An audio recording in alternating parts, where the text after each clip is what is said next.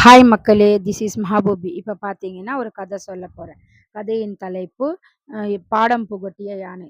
ஒரு யானை தினமும் பாகனுடன் அந்த ஆற்றிற்கு குளிக்க செல்லும். வழியில் இருப்பவர்கள் தினமும் அதற்கு ஏதாவது சாப்பிட கொடுப்பார்கள். வழியில் ஒரு தையல் கடை இருந்தது. அன்றும் அந்த யானை தையல்காரன் ஒரு வாழைப்பழத்தில் ஊசியை சொருகி யானைக்கு சாப்பிட கொடுத்தான்.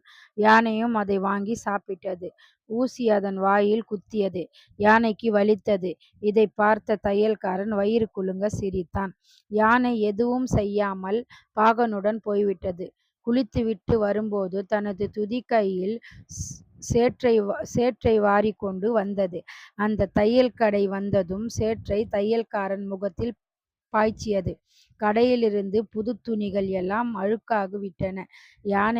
யானைக்கு ஊசி சாப்பிடத் தந்த தையல்காரனுக்கு நல்ல பாடத்தை புகட்டியது யானை. இனி அந்த தையல்காரன் இது போன்ற தவறுகளை செய்ய மாட்டான். தேங்க்யூ மக்களே.